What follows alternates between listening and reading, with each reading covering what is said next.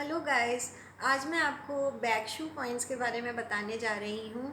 ये शू का मतलब होता है बैक। ये हमारे बैक पे होते हैं और ये 12 होते हैं और हर ऑर्गन से रिलेटेड एक उसका बैक शू पॉइंट होता है। हमें किसी भी पेशेंट को ट्रीटमेंट करना है तो केवल फ्रंट से ही नहीं देना चाहिए, उनको पीछे से लेटा के भी ट्रीटमेंट करना चाहिए क्योंकि हर ऑर्गन का एक पर्टिकुलर बैक शू पॉइंट होता है। ये 12 होते हैं और इनको याद करना थोड़ा मुश्किल होता है।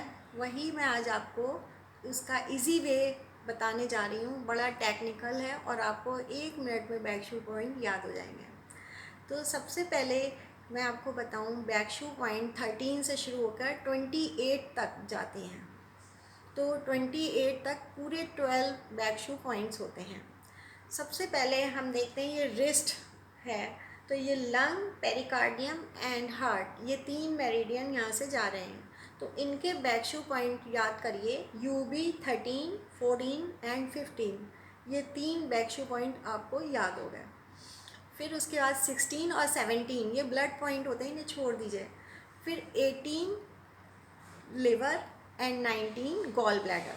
18, 19 लिवर, गॉल ब्लैडर, ये भी पेयर्ड ऑर्गन है, आप आराम से याद कर सकते हैं। फिर 20, 21, 20 हो गया स्प्लीन और 21 स्टमक, ये भी पेयर ऑर्गन है तो आपको आराम से याद हो गया। 21 तक याद हो गया। फिर हम आते हैं 22, ये सेंजियो मेरिडियन है, इसका ट्रिपल वार्मर का बैक शू पॉइंट है 22।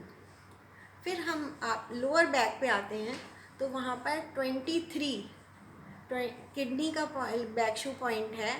23 किडनी एंड 24 को छोड़ दीजिए। फिर 25 लार्ज इंटेस्टाइन का पॉइंट है और 27 स्मॉल इंटेस्टाइन का। तो दोनों इंटेस्टाइन 25 एंड 27, 26 को छोड़ दीजिए। अब 28 बचा, ये आपका यूरिनरी ब्लैडर, ये सबसे लास्ट पॉइंट है, नीचे होता है सैक्रल एरिया में। तो अब आपने देखा आराम से आपको 12 बैक शू पॉइंट्स याद हो गए। एक बार और रिपीट करती हूँ, 13, 14, 15 लंग, पेरिकार्डियम, हार्ट एंड 16, 17 छोड़ दीजिए। 18, 19 liver, gall bladder and 20, 21 spleen, stomach. फिर 22 सेंजियो, ट्रिपल वार्मर एंड 23 किडनी। 24 छोड़ दीजिए। 25 large intestine and 27 small intestine and last में 28 ब्लैडर, यूरिनरी ब्लैडर का अपना ही बैक शू पॉइंट होता है।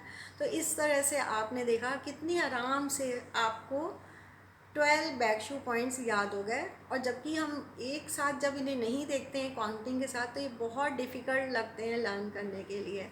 तो आज से आप इसे कभी नहीं भूलेंगे। All the best for exam.